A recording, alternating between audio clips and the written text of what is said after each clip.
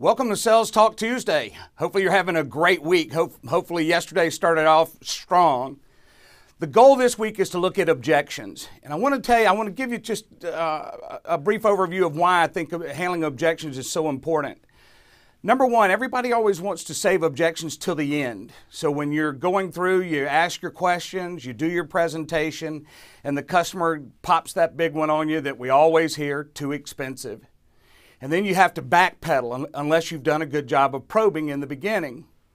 So the question I often get is, what makes your program different than the others? I mean, I have a lot of competitors, and I'm going to tell you, those salespeople out there, I'm talking to you directly. If you want to pick up some ideas, both good and bad, look out on YouTube. There's a ton of them. If you look at real estate, there's a ton of people giving you advice. And as we go through our sessions, I'm going to start pointing out things that you need to start looking at that will help you say what you're saying better than the way they're saying it. In other words, let me backpedal. One of my competitors sent me their top 10 objections and how to handle those objections. And when I'm looking at it, his big thing that he says, hey, don't discredit my stuff.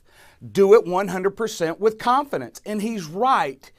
It's so funny. I could play you call after call after call after call where representatives never once handle an objection. Customer pushes back, hey, I want to think about it.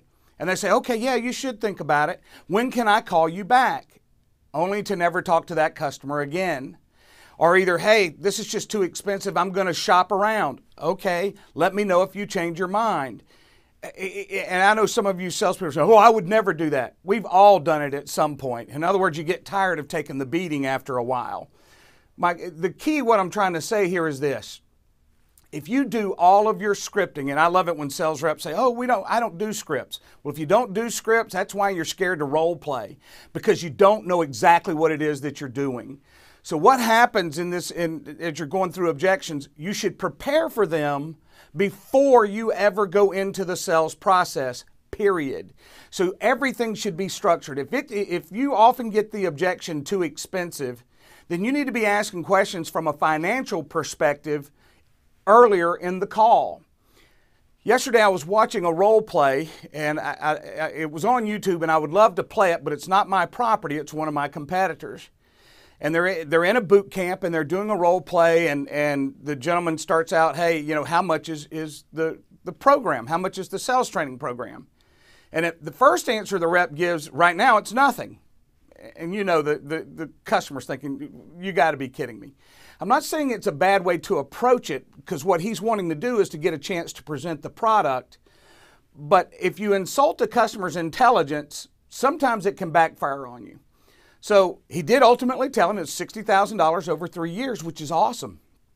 But when they get into the conversation, he does a great job of going from off the 60 grand, hey, I haven't even asked you enough questions yet to justify selling you this product. I totally respect that, because he's being very honest. Hey, I'm here to sell you something. And I love it how nowadays everybody says, oh, you can't feel salesy. What you should be talking about is the cheap, cheesy selling, where you're just trying to do a gimmick to get the customer to buy. You're not truly finding out what they need. You're just selling the product that you have.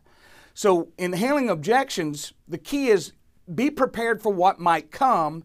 Ask all the questions you need answered to before you get down to it. And that way, when it rolls up and they all throw it at you, customers are going to throw it at you.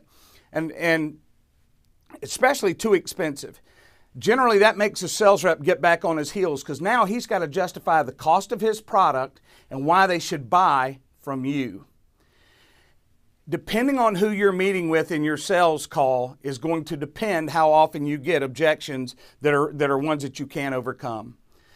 I pay money to a gentleman named Frank Kern who does marketing, and he has this program where he works with people that are very successful, and I'm not in that group yet. These are people making millions and millions and millions of dollars, and the thing that he said that he loved working with them was he tells them what to do because they're paying him for his advice, and the first thing that rolls out of their mouth is, okay, and they try it. And then once they're out there and the plane's off the ground, they adjust. They make adjustments to make it work completely. But their goal is not to find out why Frank is wrong. Their goal is to try what he's telling you, and then once the plane's flying, you ask yourself the simple question, what do I have to do to make this better? If you're selling to someone that's in a company and they are not the owner, you may not always get a quick answer, because here's why. If they buy wrong, they suffer the consequence of it, and you have no idea what happened. So when you're interacting with these people, you need to realize the politics that goes into the position that they are in. And if you're not dealing with the true decision maker where this person has to turn and get approval, you better pack their parachute with everything they need so that when they turn to that person and say, this is what we need to do, or they say, hey, this is what I have done, they're able to justify it. They're able to explain why they're doing what they're doing. And without that, these people aren't salespeople. Your job is to prepare your client to defend whatever it is that you've recommended. So that brings me back to objections. Last night I'm talking to a friend of mine that I respect dearly. He's a great salesman. He's built his own business.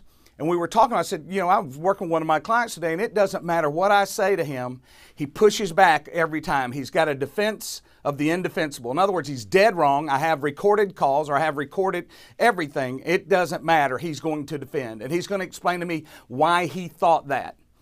So what I'm wanting you to realize is that person has to make a decision. So going back to the 10 most common objections, and I totally agree with my competitor on the 10 most common. Obviously, it's too expensive. I want to talk it over with my partner. I'm just not ready to make a decision yet. And he's got a response to every one of these. And his skill is agree with the customer. Hey, it's too expensive. Hey, I agree, it's too expensive. I don't know why you would do that. Because number one, you're going to tell him why it's not expensive, and he's going to figure it out. So when you're saying, hey, I want to talk it over with my partner, you should talk it over with your partner. It's total garbage. Here's why. You don't really know what the objection is. Too expensive could mean so many different things. Let's look at what he has here. He goes, I agree, it costs more than what you came prepared to spend. Note to self, that's a good thing. What someone's budget is, ignore it. Your job is to get them in the right product, not the cheapest product, so always remember that. We both know that you don't want a cheap product, though. So let's look at, here's where you got to be careful with that. Let's say you are at a car dealership and you sell Chevys, GMC, and Cadillac. It's 3 different brands made by the same company, General Motors. So if you're trying to sell that customer an Escalade made by Cadillac, and the customer's like, nah, that's just more money than I want to spend. I don't need that. It doesn't give the, whatever. For some reason, they don't want to buy an Escalade. Then you're going to step them down to a Yukon. And you're going to do the Yukon with a different package in it. Don't knock the product below. But I will say this, if you offer a product, you always have to defend it at least once. Because if you don't, they're going to know you did it for commission, not with something backing it. So let's go back to where he was. Says, cheap products don't solve problems. I'm going to beg to differ. And here's why I'm saying this. It depends what the problem is. It depends how bad it is. But the bottom line is this. If you go to the doctor because you've got a cough, the doctor can either give you something cheap, a pill, give you a prescription, go home, lay down, rest, get plenty of fluids, or he can say, hey, we're going to do surgery, we're going to go in and do this, this, and this. Both of them may solve your problem, but the cheaper one's probably the better deal, because who in the world wants to go through surgery to solve a common cold? All right, so back to his. The key is not how much your product costs, but how much you're getting with the solution to the problem. How much is that worth to you? In other words, if I sell you sales training and it costs you 60 grand, which is the role play I referenced earlier, and you're going to make millions, you need to get that customer not to focus on the 60 grand. You want them focusing on the millions. Totally got it. Makes sense. But if a customer says that's too expensive, so let's say you've got that customer and you've told them it's 60 grand for 3 years, and they're sitting here and that customer says, hey, it's too expensive. Now, in that role play, the customer told him if they could fix follow-up, it would save them millions of dollars, or it would make them millions of dollars. The representative did a great job of, why is that? And he explained it. Between advertising, the representatives are, think they're great salespeople, but they're never following up. He also said that a lot of the representatives think the leads aren't good. That gives you another hint to where there may be another area other than follow-up that needs some work done. But at this point, you're talking to the customer. You've asked him, he's explained. He's telling you he loses millions because his representatives don't follow up, and your program's going to help them with a follow-up program. Got it. Makes sense. 60 grand. Now the customer wouldn't take time to look at it. And here's why. They don't believe him. He's wanting to demonstrate the product, but in the end, the customer doesn't believe him. So what's got to happen is he's got to step back and probe deeper. And here's what I want you to write this down. If there's anything you learn out of this session, if someone ever says to me, hey, it's too expensive, I'm going to ask them this question. When you say too expensive, help me understand. What do you mean by too expensive? And you'll notice I didn't say, what do you mean by that? I'm coming back and I'm repeating what they said so that I want them to know I heard every word you said. So now they've got to defend their position. And there's a lot of sales training companies teaching you to never, ever, ever, ever put a customer on their heels. Well, I'm telling you, that's a mistake. When that customer, you've got to be a little bit assertive. You're working with them, trying to help them. You believe your product's going to do what your product's going to do. And I'm telling you, I don't care if it's a bad sales training. If you roll out a sales training into an organization and they buy into it, you're going to see some upward movement. Just from motivation alone, just from investing in them. So over time, it's not going to take much to cost justify that training. But looking back at this one where it's too expensive, he's aligned with the customer. Hey, I agree, it costs more than you prepared to spend. And then here's where he comes. There's no such thing as a solution to a problem being too expensive. That's just not true. There's a lot of times that, just like what I said earlier, why pay for a surgery when you can take a pill and it'll fix it? It's too expensive for what's going to happen. And my computer went dead. Uh-oh. Okay, I'm back. All right. So, he says here it's not too, there's only, there's only those who aren't willing to do what it takes to get the problem solved. Wow, that's just amazing. The reason why is you're hitting it with a hammer, or you're taking an Uzi and firing in a dark room. You're not narrowing down what the true situation is, and that's this. What do you mean by too expensive?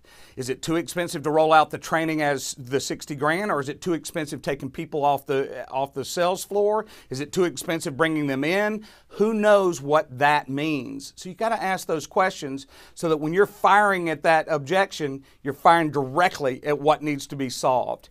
Now let's look at a couple more. Well, let's look at, I want to speak with my partner. The thing I have found through the years, when you're working with somebody and they say they want to speak with their partner, it's going to come down to expense, generally speaking.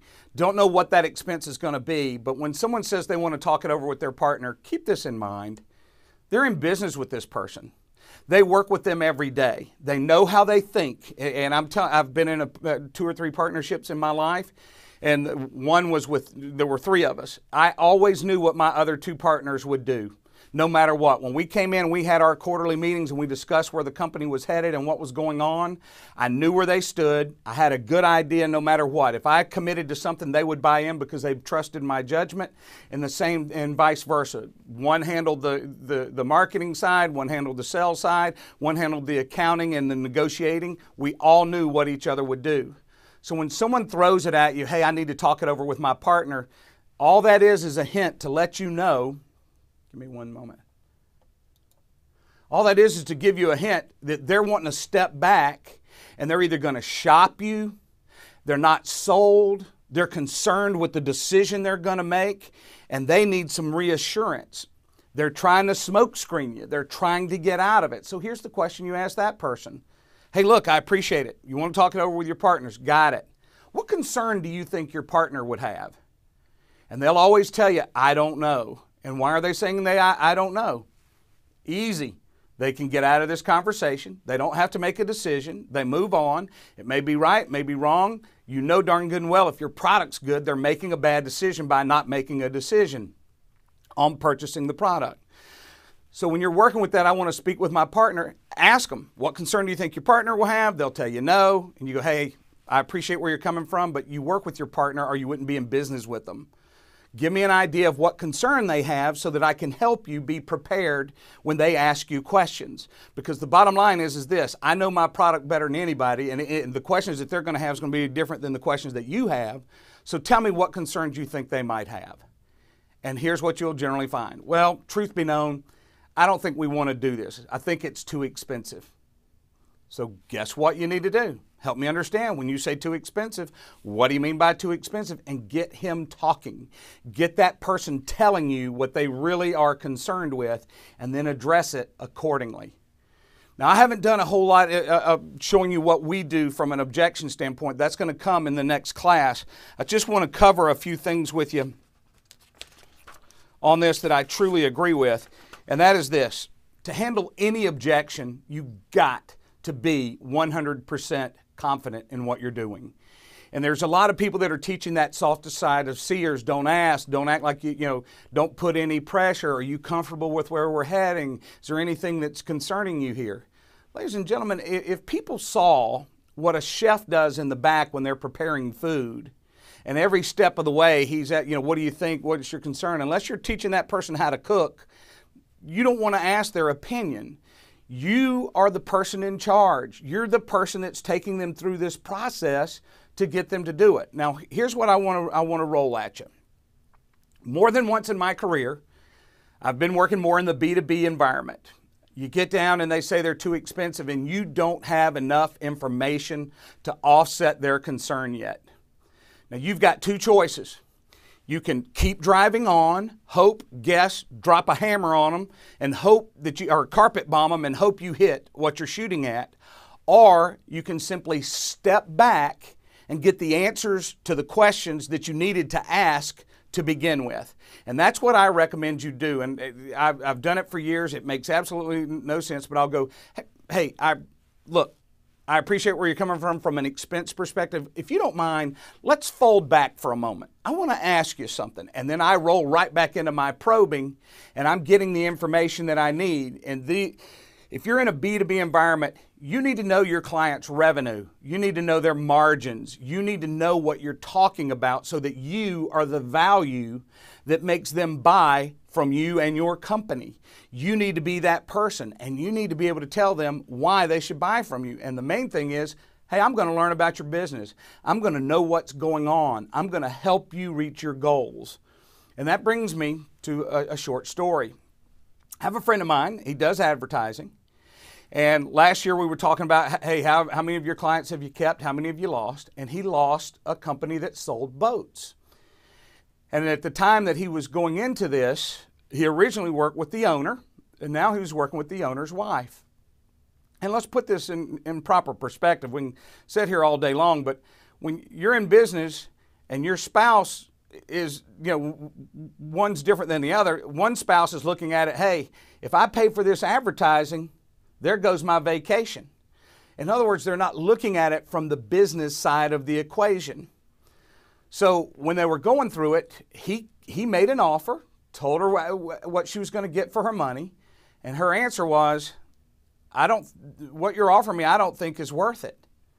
Now think of that. What you're offering me, I don't think is worth it. Now here's my question.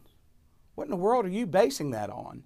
And that's what I would ask that customer. When they come at you and you have made a great recommendation, and you've been working with this client for a long time and you understand their business and where you fit into it and helping them get customers, and they tell you, someone new to the game says, I think you're too expensive, I'm not getting my money's worth from what you're offering.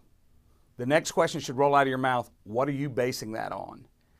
Because they're basing it on something they don't know.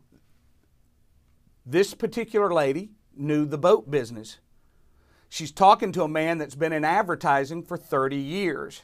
Who do you think knows more about advertising? Who do you think knows more about how to get those customers into that boat dealership to buy that product? The advertising guy. Because he understands how the market works. As the market has changed, social media has changed so many things. What he brings to that table is the tie-in. I'm putting you in front of your audience that's going to buy your boat. Now, This particular time they were buying in the fall, which means boat season's pretty much over. So in her mind, oh my goodness, I don't want to spend the money. We're not going to have that many customers going out on the lake. I get it. But here's the deal. You got to stay in business, and it's probably the best time of year for someone to buy a boat because it's the off season. Try to go to 30A right now. I'm filming this in the summer. Try to go to 30A on the panhandle of Florida, and you're going to pay through the nose for a rental. Why? The market's hot. You're going to pay through the nose. If you go in the off season, there's two things. You got a bunch of empty condos down there, and you want to get as many people in them as possible. So you may have to do some additional advertising to bring people down, because I want to tell you, I was raised in the panhandle, and the winters are much nicer than the summers from a heat perspective, but it's still a great place to go. Same thing. You got to get that customer to look at it from a standpoint of, hey, yeah, summer's over, but you need to get those customers in your dealership during the fall. And there's nothing better than advertising with college or high school football in the South by far, because people love football. They're going to watch. And you put an ad about your boat, you got great deals going. Now's the time to do the maintenance. There's so many things that the customer's not thinking about, whereas an advertiser can paint that picture. So look, I've belabored this, and I've got to start adding some more humor in here. The main thing I'm wanting you to look at in objections is this. Make them defend their position. Don't just let them throw at you and now you're on your heels. The better you get at getting that customer to clearly define what you're shooting at will help you be that much better. So looking at this, I mean, hey, it's great, too expensive, and you agree, and then you start into your throw up. My whole thing is don't do that. Get them to define what they're saying. Get them to actually look inward and figure out the why behind their objection, and most of the time that's going to solve it. They'll go, hey, I didn't think of it that way. I didn't look at it that way. That's what I'm wanting you to do in handling objections. Get out there, work with your client, do the questions first. And one last note before we go. I've done a lot of work with telecom companies through the years, and they all sell cable TV, they all sell internet, they all sell phones. In a B2B world, they don't sell the cable and stuff. That's just a throw-in. But what I'm wanting you to look at is this. If you call in to any of the major telecom companies, I don't care, Dish, Direct, Comcast, Time Warner, whatever, they're all going to talk about 500 channels. They're going to talk about all of these things that they think are valuable to the customer. And the problem is, nobody watches TV for 500 channels. They watch TV for how they define entertainment. So when you're writing out your questions and you're looking at what you're doing, don't start vomiting all the value that your company provides from your perspective. You need to ask, and I'm telling you, it's the easiest question out there. Mr. Customer, when you watch TV, what do you like to watch? And you'll get what their interest is. Generally speaking, there's more than one person in that house. You ask the next question. Other than yourself, who else in your home watches TV? So now you're going to find out the family structure. And then you ask what they like to watch. And now you've found what these people enjoy. And the thing you'll often find, I don't care what household you're in, if there's 4 people in it, there's 4 different types of entertainment. They define it differently. So now you get the things to help you justify selling that higher package versus 500 channels and 497 of them I will never watch. Change the conversation. When you're working with that customer, find out what they're truly looking for. If it's a business, they're looking to make profit. And if you don't understand their financial structure and a way of protecting it, you're not providing any value to that customer. If it's a B2C, you've got to be able to work with that customer and find out what they find as important. They're going to be buying, if you're buying an iPhone versus a flip phone, there's a reason. But if you're buying the higher end iPhone, there's an even better reason. So as you're going through it, ask the right questions, make the best recommendation, be prepared to handle any objection. And if you do good probing on the front end, you don't have to worry so much on the back end with the objections. You're fully loaded for them. I look forward to coming in next week. Next week, we're going to take a look at a deeper dig into objections and objection handling. If you've got some, please email me at byron@byronlindsey.com.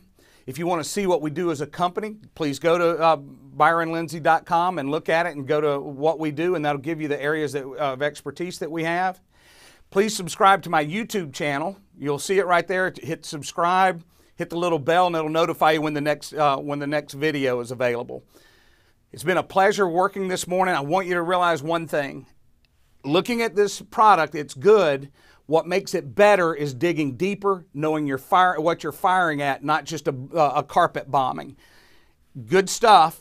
Just always try to make it better. When you're out there and you're looking at different things, always ask yourself, what can I do to make it better? And one last note, don't always look at everything you see on the internet and try to discredit all of it. Look for what's good and look for what you can always improve upon. Quit looking to prove them wrong. Look forward to seeing you next week.